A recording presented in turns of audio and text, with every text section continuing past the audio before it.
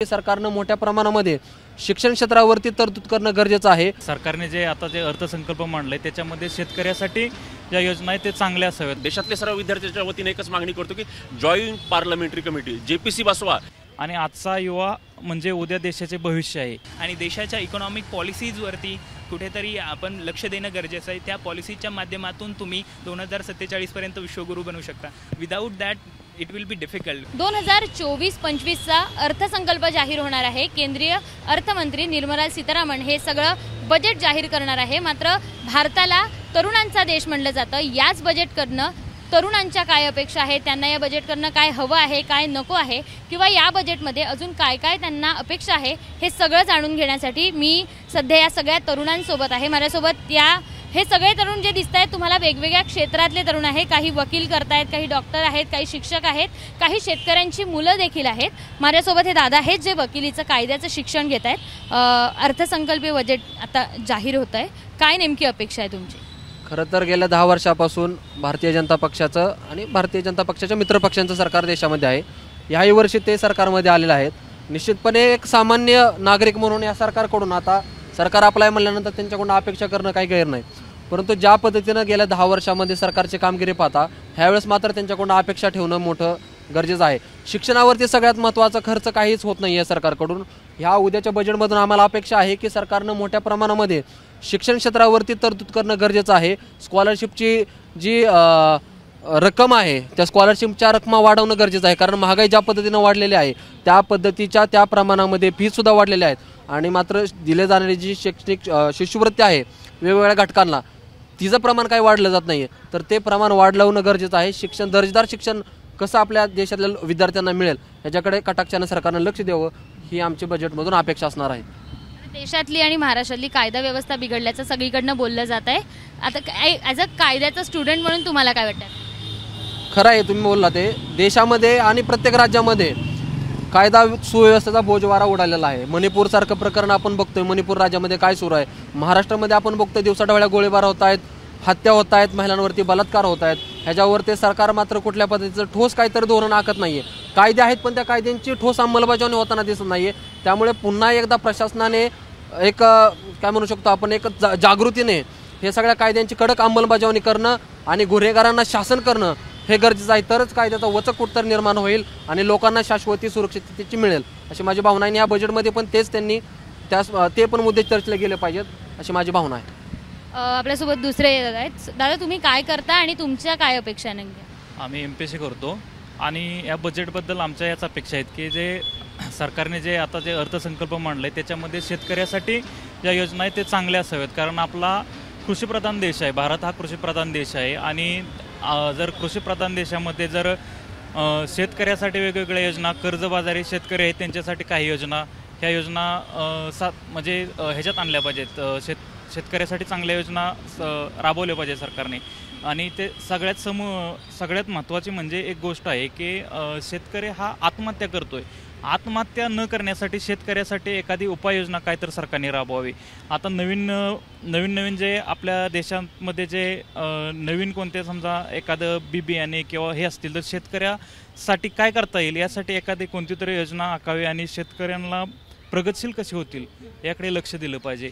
आणि आजचा युवा म्हणजे उद्या देशाचे भविष्य आहे, यासाठी नवीन म्हणजे जे तरुण पिढी आहे त्यासाठी काहीतरी सरकारने योजना राबवायला हवी आणि विद्यार्थ्यासाठी काहीतरी म्हणजे एक शैक्षणिक तरतूद चांगली केली पाहिजे।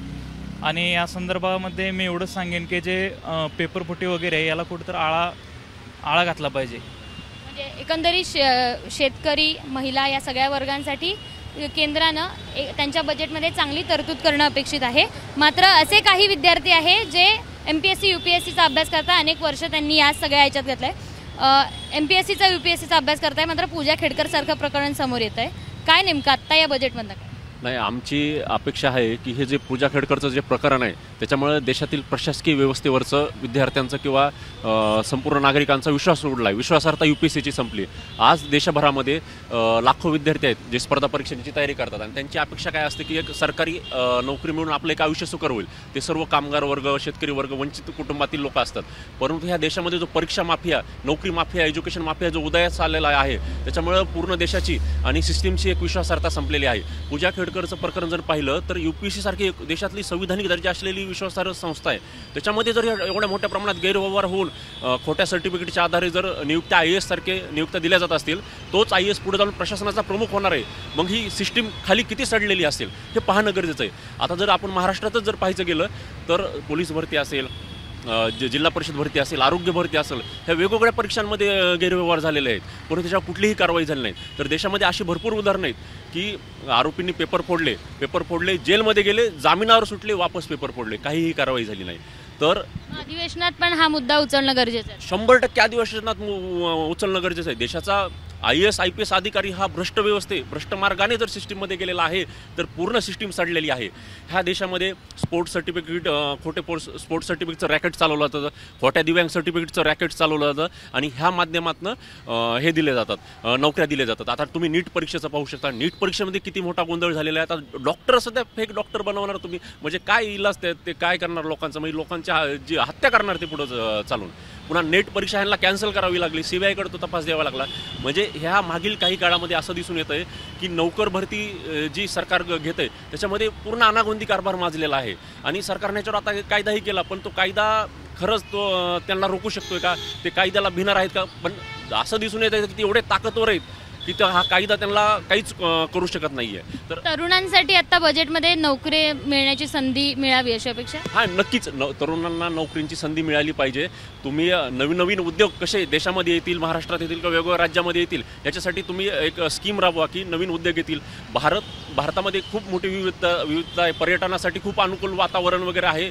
मोठा ऐतिहासिक वारसा इतिहास आहे. तर तुम्ही पर्यटनाला चालना द्या. जागतिक दर्जाचं पर्यटन क्षेत्र हे भारतात निर्मित झाली पाहिजे. त्याच्यासाठी ज्या गोष्टी करणं गरजेचं आहे ह्या गोष्टी तुम्ही केल्या पाहिजे. आणि ह्या जो पेपर माफिया आहे ह्याच्यावर लगाम लावण्यासाठी तुम्ही तरी काय करा. आणि आम्ही तर महाराष्ट्र देशातले सर्व विद्यार्थ्यांच्या वतीने एकच मागणी करतो की जॉईंट पार्लमेंटरी कमिटी JPC बसवा. कारण की देशाचा मुख्य सचिवचा भ्रष्ट व्यवस्थेतून गेलेला आहे. देशाचं प्रशासन ह्याची चौकशी होण्यासाठी विरोधी पक्षनेते असतील, नरेंद्र मोदी पंतप्रधान असतील, ह्या सगळ्यांनी बोलणं गरजेचं आहे. आणि एक दिवसभर चर्चा झाली पाहिजे की असे किती अधिकारी आहेत आणि जे दिव्यांग सर्टिफिकेट असतील किंवा स्पोर्ट्स सर्टिफिकेटचे घेऊन जे लोक अधिकारी झालेत त्या सगळ्या अधिकाऱ्यांची चौकशी करण्यासाठी एक SIT नेमा आणि त्याच्यातून सगळ्यांचं व्हेरिफिकेशन झालं पाहिजे. आता आर्थिक जेव्हा बजेट मांडलं जातं तेव्हा टॅक्स आणि हे सगळे विषय येतात. दादा, टॅक्स बाबतीत काय सांगशील? GDP पण वाढण्याची शक्यता आहे यावेळेस. येस, जर आपण बजेट पाहिला त्याचं जर उद्या सादर होणार आहे तर फिस्कल डेफिसिट जर आपण पाहिला, वित्तीय तूट, तर 5.1% आहे. ही कुठंतरी कमी झाली पाहिजे. 3.1पर्यंत जर आली तर आपल्या देशाचा फायदा होईल.